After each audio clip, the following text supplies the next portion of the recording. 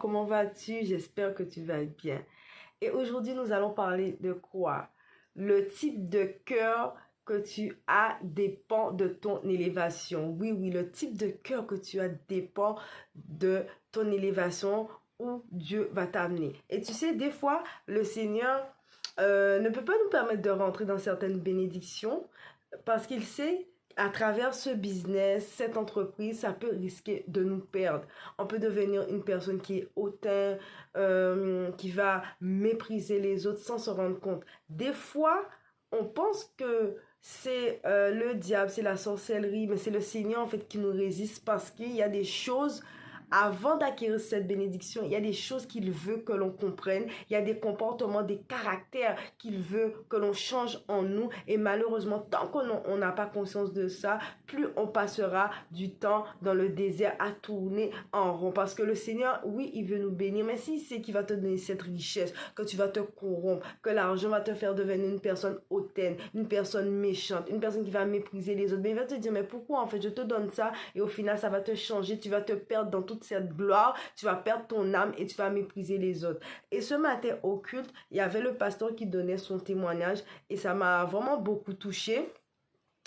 Il a expliqué qu'il avait la volonté d'entreprendre, de faire certaines choses, mais ça bloquait. Et puis le Seigneur l'a révélé qu'il y avait des choses en lui qu'il devait changer. Parce que tant qu'il ne changeait pas ce caractère, l'orgueil, ça risque pour lui d'être une chute. Vous voyez, et il a appris à travers ce temps de transformation, quand il s'occupait des personnes, le Seigneur l'a appris à aimer les autres, que tu dois aimer les autres, que tu dois manifester de l'amour. Peu importe, des fois, les gens peuvent avoir des attitudes désagréables, mais tu dois continuer à manifester, à montrer l'image de Christ. Et à travers, vous voyez, ce cheminement de transformation à travers les âmes qu'il avait, les personnes qu'il gérait, les brebis qu'il encadrait, il a appris à encadrer, à s'occuper des brebis, non pas en étant, vous voyez, un tyran, en étant quelqu'un de dominant, mais à travers Christ,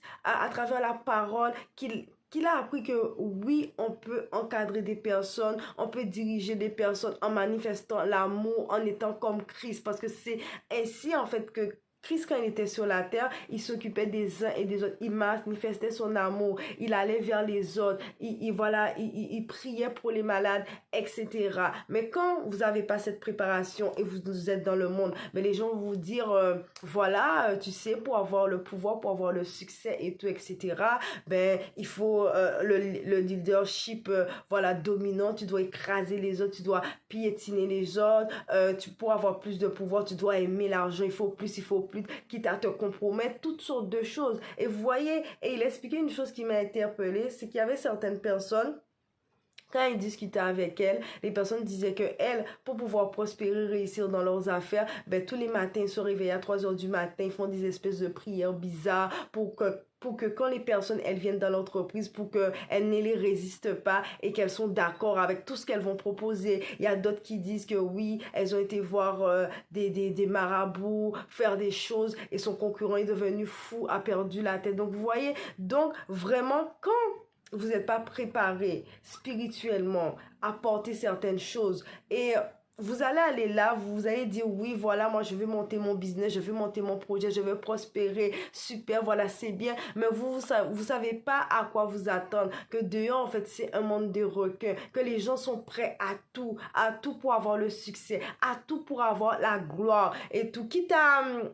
piétiner les autres, à faire les gens souffrir, à les rendre fous, à leur faire du mal. Donc si votre vie n'est pas vraiment bâtie, ancrée en Christ, à l'image de Christ, vous spirituellement, vous avez pas en vous, voilà, spirituellement, voilà, c'est cette vie consacrée, cette vie de prière et tout, mais vous allez aller dehors dans cette jungle-là, vous risquez en fait de vous massacrer parce que vous allez vous dire, bon voilà, c'est le monde des bisounours et tout, etc. Je viens, je présente mon projet, je présente mon business, tout va bien se passer. Non, voilà, vous devez avoir la crise bâtie en vous, cette vie de prière, cette vie de consécration comme ça, même si les adversités, les situations vont venir, vous avez l'âme de la prière en fait, vous avez votre foi bâtie en Christ. Donc c'est vraiment important important. Ton cœur, le type de cœur que tu as, ça va dépendre en fait de ton élévation, si tu vas aller plus haut avec le Seigneur. Mais s'il voit qu'il y a encore des choses à travailler dans ton cœur, la colère, la haine, l'orgueil, plus tu vas prendre du temps avant de voir la bénédiction se manifester. Mais tu dois te poser la question, mais qu'est-ce qui se passe? Pourquoi ça tarde? Seigneur, sonde mon cœur, parle-moi. S'il y a des choses encore que je ne vois pas